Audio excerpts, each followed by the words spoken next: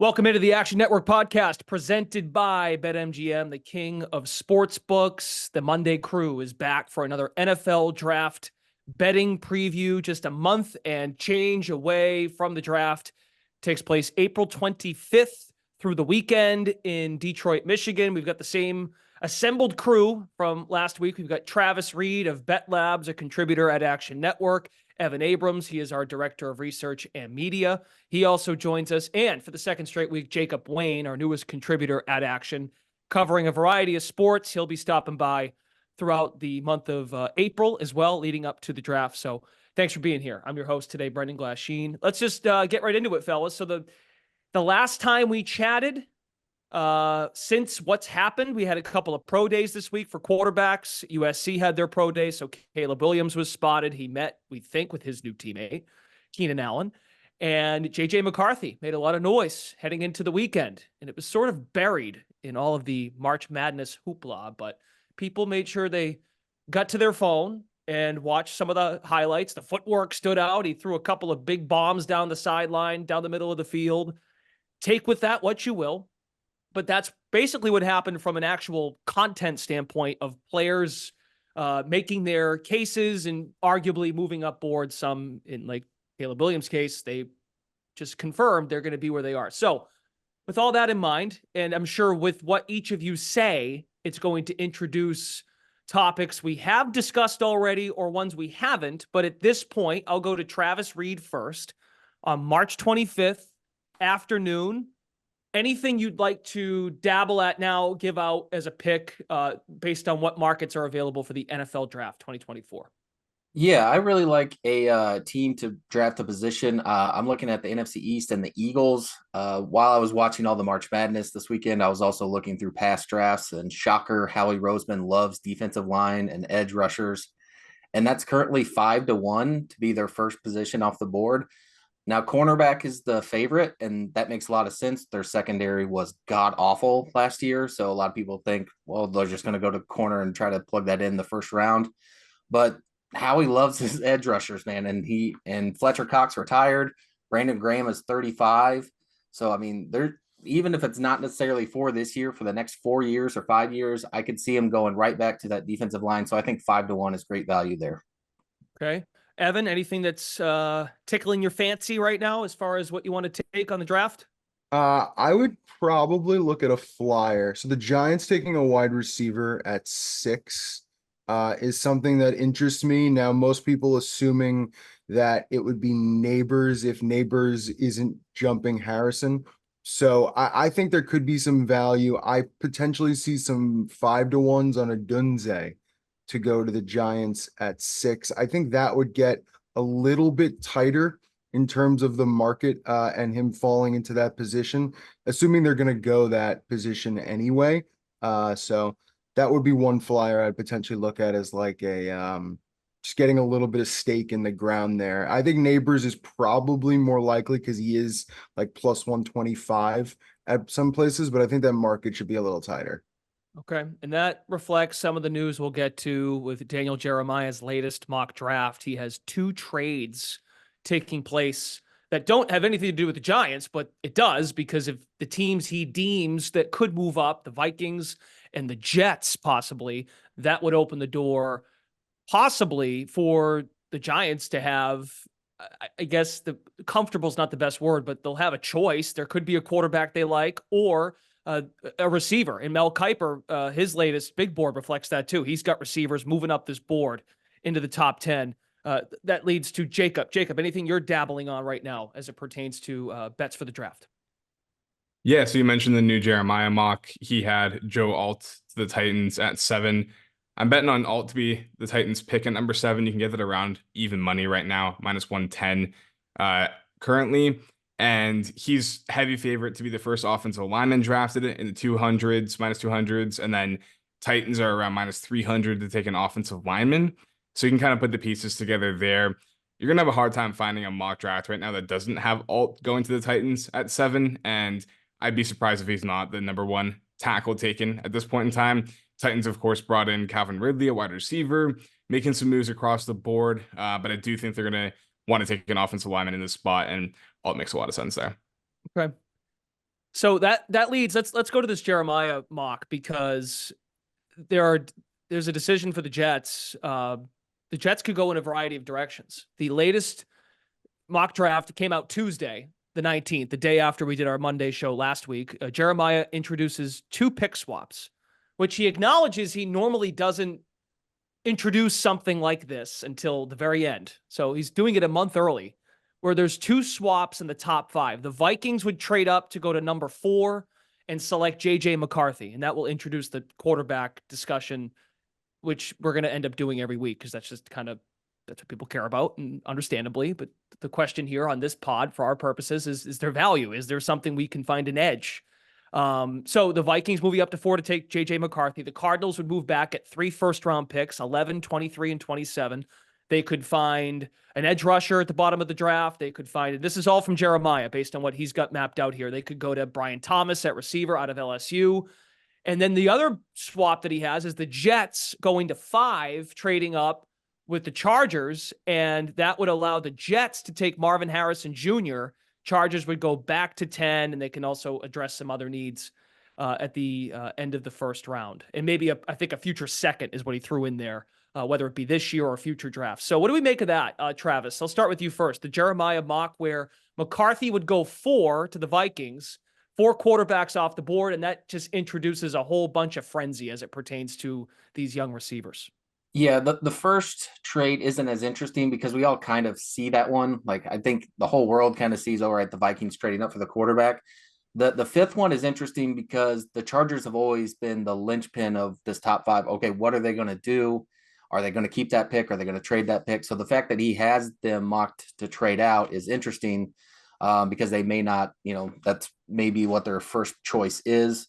I think it opens up some things. We talked about Marvin Harrison Jr. 5th last week. Yeah, I think you could actually see a scenario to take him 6th also. He's at like 35 to 41 or 40 to go 6th. Evan was just talking about wide receiver, the Giants. He may fall in their lap there, because all it would take is 4 quarterbacks to go those first 4 picks. Nobody gives the Chargers the deal they want, and they take a lineman. Maybe they steal Joe Alt from the Titans. Maybe they take, they do something else.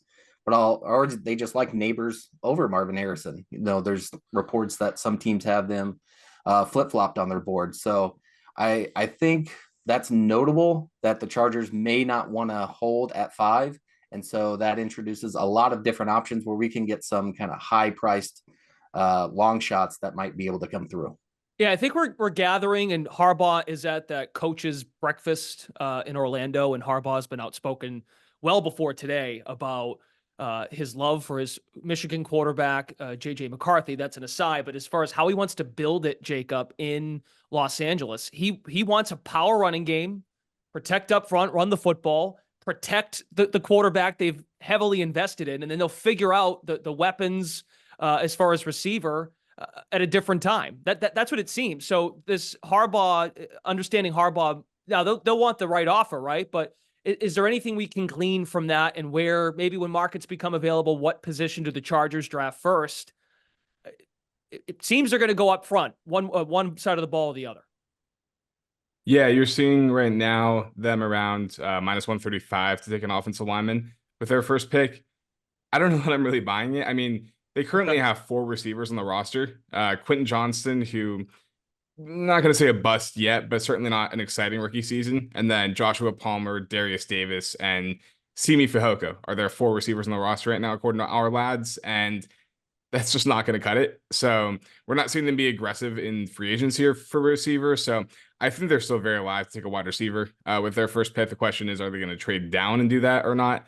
But I'm not locked in on the tackle going there yet.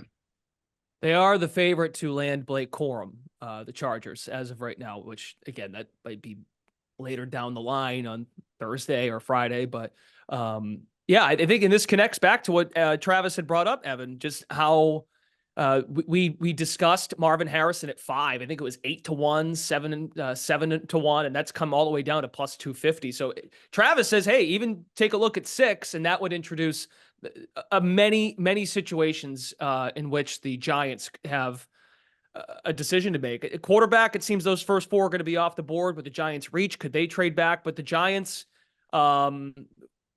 How does that factor in, Evan, to your thinking as what the Giants, you said take a flyer, but what else could happen with Neighbors maybe being their guy? That's what Jeremiah has. Yeah, just looking at specifically the odds right now, after having that Harrison position from last week, which I hope everyone listened to at least have that in their back pocket, I was looking at Harrison specific team odds.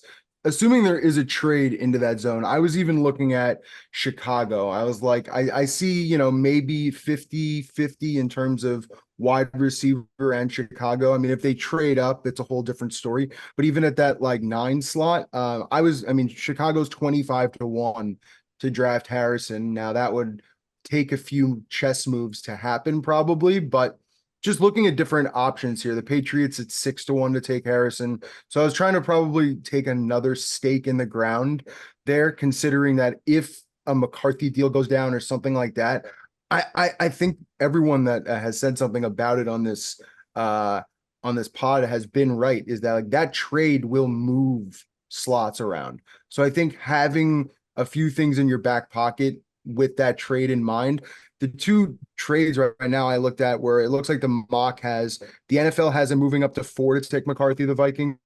PFF has him coming up to 5 to take McCarthy. So everyone kind of sees it happening. And with that, they have Harrison at 4 and at 5 in both of those mocks. But to me, more can happen if one of those dominoes falls and the trade happens. So 6-1 New England for Harrison, 25-1 Bears, I think are two where I might take a flyer, but I'm still kind of looking.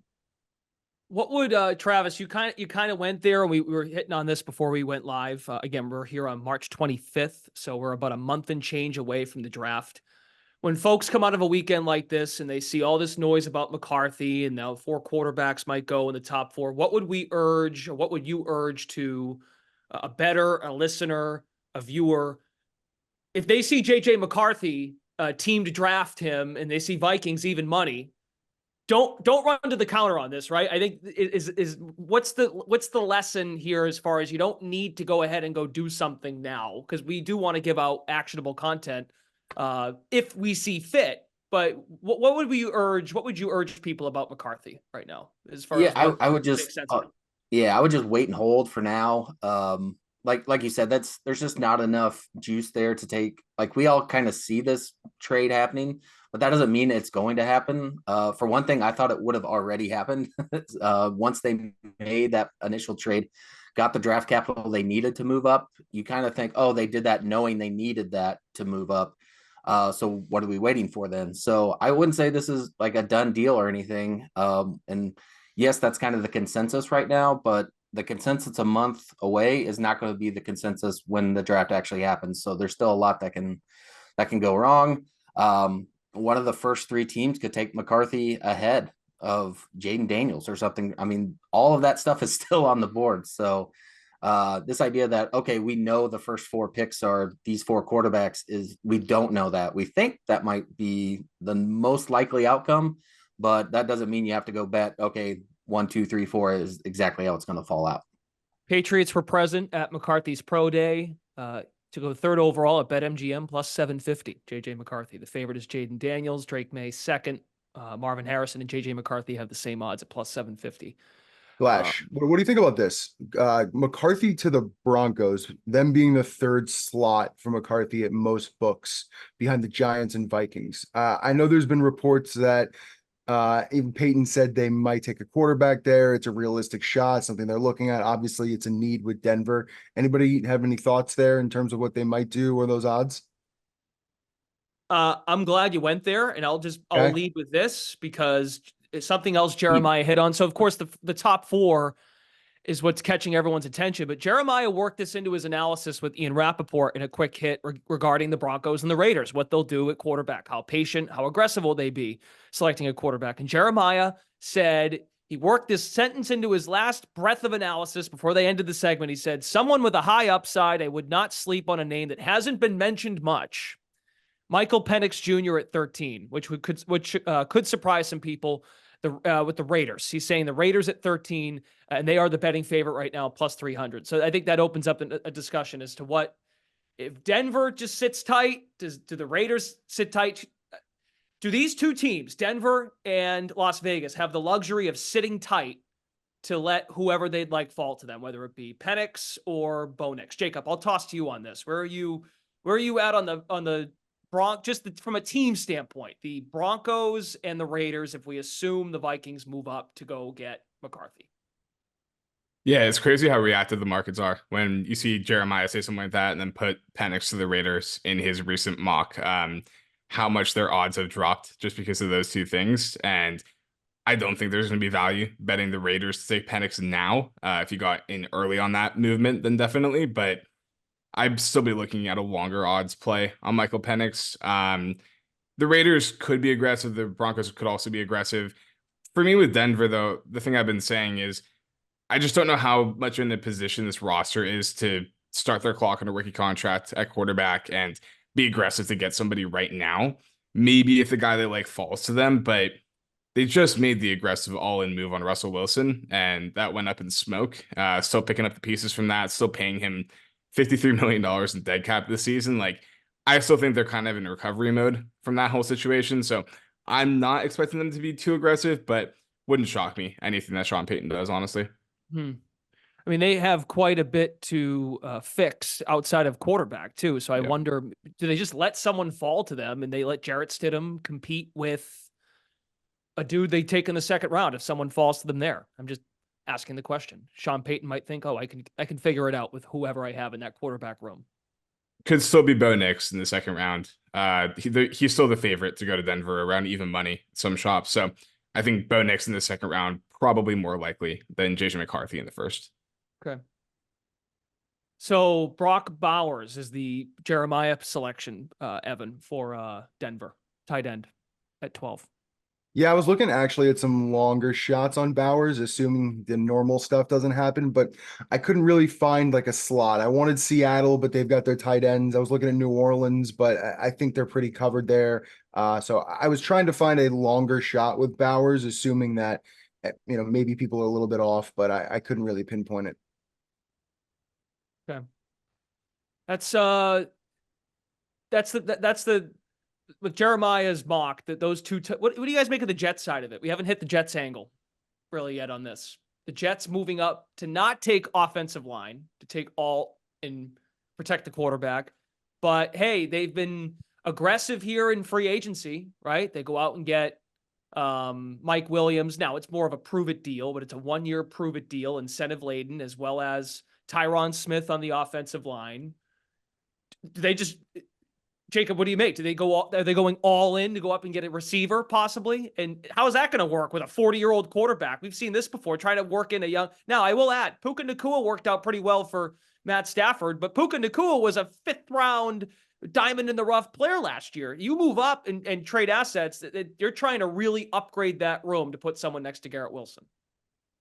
Yeah, man, that'd be definitely an aggressive move.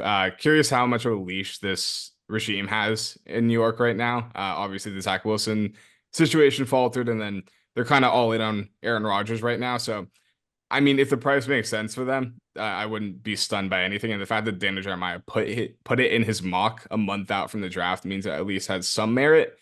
I'd still think Brock Bowers at 10 would be the most likely one. They're around even money to take a tight end with their first pick. So I think Bowers at 10 makes a lot of sense for them. Definitely could use another pass catcher in that offense, though. They've got seeing Jets first position of first Jets player drafted, wide receiver at plus 300. Like, does that catch your attention enough? The favorite is O-line. Well, O-line and tight end are the co-favorites at plus 170. Yeah, not really, just because it would require a trade up, in my opinion. I'd be stunned if one of the big 3 receivers falls to them at 10. It seems like Rome Odunze's floor is going to be 9 to Chicago. A lot of mocks have him there right now. And then, of course, you're going to see Marvin Harrison and Malik Neighbors probably off the board in the first 5 or 6 picks, probably 6 picks. So I would be surprised if one of those 3 fell to the Jets at 10. I would add the team to draft Brock Bowers. Denver is 10-1. That's just lining up the tea leaves of Jeremiah's latest mock draft. Anything as we go further down the board, we'll go back to Travis here in just a second. But Evan, anything else further down the board that might catch your attention from a market standpoint that you'd like to that you're at least keeping in mind as more markets become available? We're still a month and change away from the draft. Yeah, honestly, I'm trying to pinpoint that quarterback that slips and trying to find some odds on specific team. Like that's why I was kind of bringing up McCarthy. I'm just not a fan, haven't been a fan for a while. I think he has let's see, like Will Levis qualities in terms of everyone's talking up, everyone's talking down. Like he's a very hot name in the market because I think we all believe the other quarterbacks kind of have their place while he maybe doesn't. So I'm just looking for specific odds on him to go a little bit down, maybe first round. I see Bo Nix is kind of that player right now since he seems he's slated more end of first round. So that's probably the one thing that I'm looking for is like specific places for him.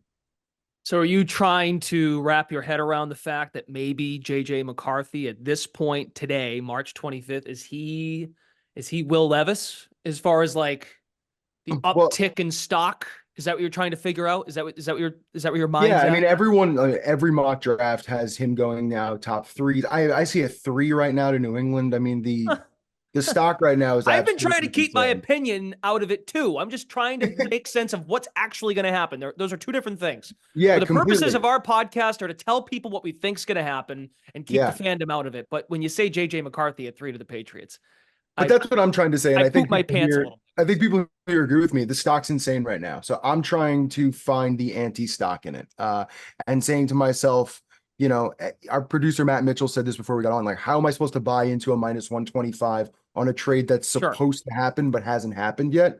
I'd rather look at the opposite of that and say, how can I profit off of something that hasn't happened when everyone's just assuming it's going to happen? So when you're seeing all these mocks kind of push in that direction, I'm saying to myself, well, Drake, Jayden, Caleb. Well, after that, and even Drake to me doesn't feel like an absolute, slam dunk at the moment when you start to see some rumors. I think Jayden at 2 probably is good to go based off of a bunch of different qualities, but that's what I'm trying to buy into here is where's the Okay. smoke? Okay. I think if you're looking for Go a ahead, Jacob. flyer, Yeah.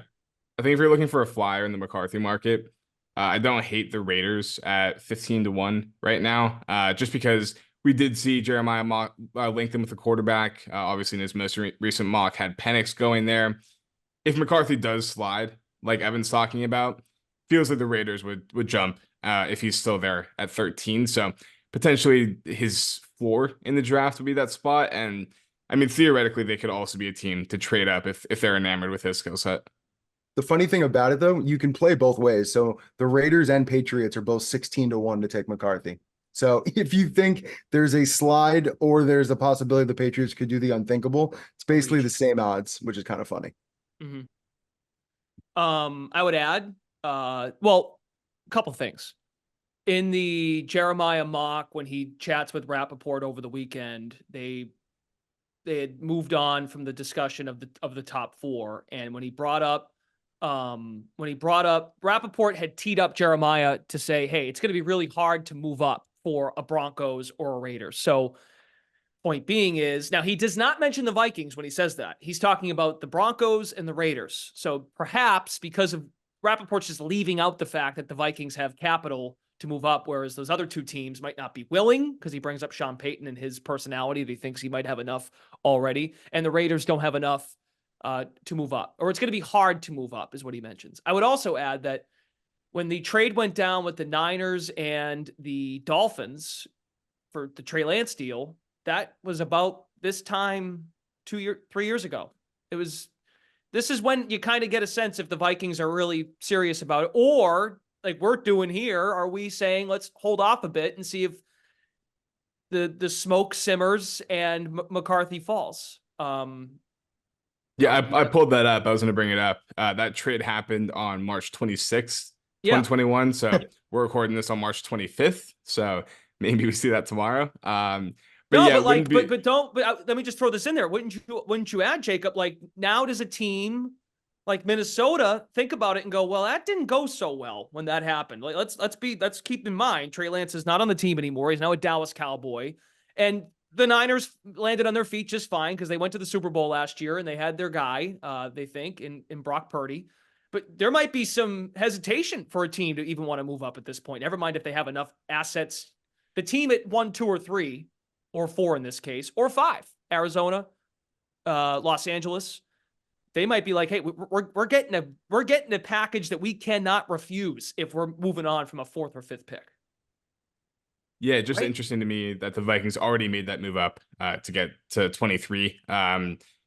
Certainly feels like they're making that move to make another trade later. But yeah, I mean, everybody's locking in them moving up to 5 to take McCarthy right now, but I think there's some value in zigging on that for sure.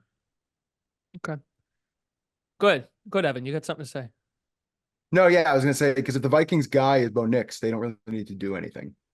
It just depends on who they like, which I'm not sure we have a full grasp on, because I like their GM, I like their coach, I like their situation. I think they're a relatively smart organization. So, I think that all depends, because the capital of 23 and 11 is great. And that's why I think they're discussing how difficult it will be for the Raiders and Broncos to move up, because the Vikings kind of hold the cards. That would be my way of looking at it.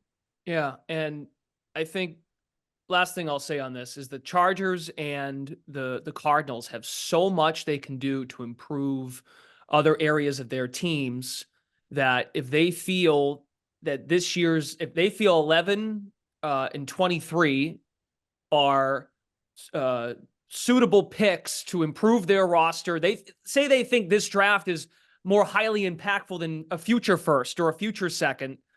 That's something to think about too, as far as their analysis of how they might want to utilize their lottery picks. And they might be more willing because they can address it. Like Jeremiah's got this noted. I should just use the guy that put this together instead of trying to put words in his mouth. I mean, he's got the Cardinals going back in this mock. Vikings go to 4. Cardinals are the team they trade with. They go back to 11. They get Jared Verse out of FSU, and they can still get a receiver that they're high on in Brian Thomas Jr. at 23. As opposed to just taking Marvin Harrison Jr. or Neighbors or Azune, whoever moves up the board at that stage. Travis, anything you'd like to weigh in on from this standpoint with the latest on the Jeremiah mock that we've been kind of picking apart here? Yeah, I think, we've seen with positional over-unders, quarterback right now is at 4.5 and the over is -230. So one of Bo Nix or Penix is expected to go in this first round. It's just a matter of to who. There is an interesting thing. The Broncos don't have a 2nd round pick, so they can't really just wait until the 2nd round, then grab them there. So they kind of have to make their decision. All right, do we just reach for one of these guys who we maybe have a 2nd round grade on, or maybe do we try to trade back, or do we just say, all right, screw it, we're going with Bo Nix now and just pulling the Band-Aid early? Yeah, they're kind of porked, right? Or they're going to have to. Yeah. They're going to have to find a way to get into the 2nd if they prioritize Bo Nix that much, which Bo Nix has had communication with Sean Payton. That's out there. He has said that in some of his press interviews. So, but Denver has a lot of holes. I think they've got some pieces that they can build on defensively, but I think Sean Payton wants to put his fingerprints on this operation. Anything else? I mean, we didn't really. Caleb Williams won. Any latest development from either of you guys on Maye and Daniels 2-3? Any value there from? I think Travis, I'll go back to you. You said this last week. Whoever has plus money at either one, dabble on it. Do you still stand by that, or has the number moved where you're like, or has any new news changed your mindset on that possibly? Speaking of Jeremiah's mock, he still has Maye at 2. Yeah. So he's kind of holding firm there. Some guys, like I said, I would still hold that same idea as last week, whichever guy's plus money, because they both seem kind of like 50-50 prospects at this point. So yeah, plus money on either one at 2nd or 3rd. And then we'll just kind of wait until the coin flips happen on draft night. Okay. Anything else from you guys as far as what you want to get out there now? What we do know what's coming up this week. Wednesday, Jayden Daniels has his pro day. So LSU pro day is Wednesday. Drake Maye, Michael Penix Jr., they partake in their respective programs, pro days on Thursday, Jacob. Yeah, exciting to see those guys throw this week. Jayden didn't throw at the Combine, so going to be a lot of eyes on him for sure. And we saw it last year with Bryce Young and CJ Stroud at the top. These pro days can definitely shift some opinions. So excited to see how that plays out. I'm still not totally sold that Jayden's going to be the number 2 pick. I think there's still a pretty strong chance that it's going to be Drake Maye. So definitely looking forward to seeing how that plays out. One more thing I want to throw in that I think is actionable right now. We talked about that in the Okay. beginning. Yep. Moving over to the Falcons, similar deal to Joe Alt, kind of just putting the pieces together here, but you can get Dallas Turner at around plus 140 to be the number 8 pick right now. Almost every mock has that right now, and he's heavy favorite to be the first defensive player drafted. Falcons are heavily favored to take a defensive line edge with their first pick. I think the first 7 picks are going to be offensive players, especially if we see some movement up for quarterback there. And Dallas Turner is most people's edge 1 in this class. So putting the pieces together there, I think Turner to the Falcons at 8 is the most likely outcome for sure. And I still see some value at plus 140 there. Well, they've got plenty of weaponry in their offense. They added Cousins. They have a good offensive line, so maybe it makes sense for them to shore up someone who can go get the quarterback on the other side of the ball. Evan, anything else you'd like to give out or something you're keeping in mind? And I bring up those pro days because I guess what I'm trying to get an understanding of when you guys watch those, not from your own standpoint, but how do you think markets could be affected if Daniels, who did not, as you said, Jacob, did not partake in the combine, if he has a big day or a bad day, is there something that you're watching from that you could have an edge on, I guess is my question, from what you see or don't see this week? I have one simple rule when it comes to the pro day, and I'm sure everyone kind of deals with this differently. I fade virality. So like, I don't like to change a lot of what I think going into it. And if I go on to X or Twitter and I see everyone's talking about some unbelievable performance or something like that, like I chart the odds every few days. So if something jumps based off of something that doesn't matter, I feel like there could be some value in that, if that makes some sense. Yeah. And I think a lot of the JJ McCarthy's throws were like stuff you'd do in like NFL Street with Ricky Williams on the cover, like, Yeah. they actually running that now in modern day pro style offenses. Just my opinion. But I hear you. It's a good point though. It's good to say that. It's a good reminder. Like, don't take the cheese on everything you see during the week. No, I was gonna say for the bet thing, Penix. I was looking Okay. at. I put Detroit and Baltimore were interesting. Baltimore's 120 to 1. Detroit's at 50 to 1. Assuming maybe he doesn't get one of those Oakland or Denver or some sort of starting job. I always see like a team maybe wanting a backup or wanting to take a shot there. It happens every once in a while. So those are 2 I looked at. Okay. I'll add to, like, we haven't hit on this team a lot. What does Jeremiah have them doing? Like Seattle. I know this year that's going to be Geno, but what is the plan? They're going to add an offensive tackle is what Jeremiah has right now. They'll reunite Fatanu with Ryan Grubb, who was his OC at Washington. Okay. That's something else too to keep in mind is like Seattle want a quarterback in the first round to have that 5th year of control if indeed the new regime. So right now it's Geno and Sam Howell. Like I guess it gives that new staff in Seattle a buffer year. Hey, these weren't our guys. If you go ahead and take your guy and have that extra year of control, and if they're high on a Penix or high on a Bo Nix that falls, but Penix is who I'm thinking of because, well, the Washington stuff, Travis. Yeah, I can see the Rams in a similar situation. Stafford getting up there in age. Yep. They just had Donald retire, so maybe they kind of flipped the script over. Okay, we're going to give kind of Stafford maybe 1 or 2 more years and then just kind of lay the groundwork for this next guy. And this is the first time the Rams have had a first round draft pick in, I don't know, a decade. That's a good point. Maybe they actually like, okay, we got to make this one count. So maybe we get the next quarterback of the future. 25 to 1. I'll see. That's good. What was that again, Evan? Say that again. 25 to 1 if you were looking at Penix and the Rams, which I thought was interesting. Okay. 25 to 1. Do anyone see is Seattle at plus 650 not tasty enough for you? I'm just asking. I don't mind the Seattle link, especially you talked about Fountain now. His former offensive coordinator is Ryan Grubb. Penix's former offensive coordinator is Ryan Grubb as well. So there's that link there.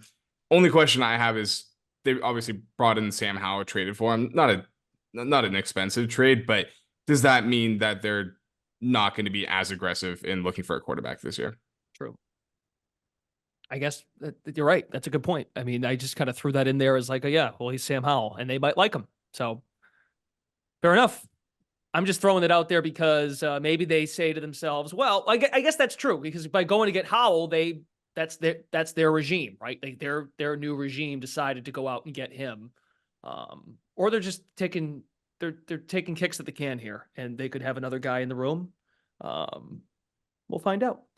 All right. We'll be on the lookout for pro days this week. Jayden Daniels Wednesday, Drake Maye, Michael Penix Jr. on Thursday. I'm sure there will be more out there. Like, we didn't even get to this, but Kuiper changing his big board to me is eye-popping too. He's got a bunch of receivers. He's got Brock Bowers up there. He's got Drake Maye now at 7.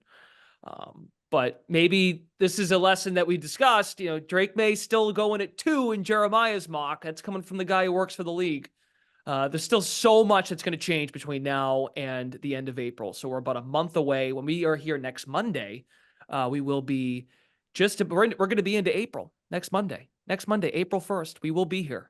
So we'll dive into the latest as it pertains to NFL draft betting. More markets will become available. So you want to be on the lookout for that. We'll be out here every Monday here on the Action Network podcast. If you're watching on the video side, keep tabs on Action Network YouTube. Please subscribe to our channel, and also like the video, leave a comment. Same deal on the podcast side. Rate, review, subscribe, and we appreciate the feedback. We'll talk to you again next week. For Jacob Wayne, Evan Abrams, and Travis Reed, Brendan Glasheen, thanks for tuning in to another NFL draft betting preview here on the Action Network podcast presented by BetMGM. Talk to you next week.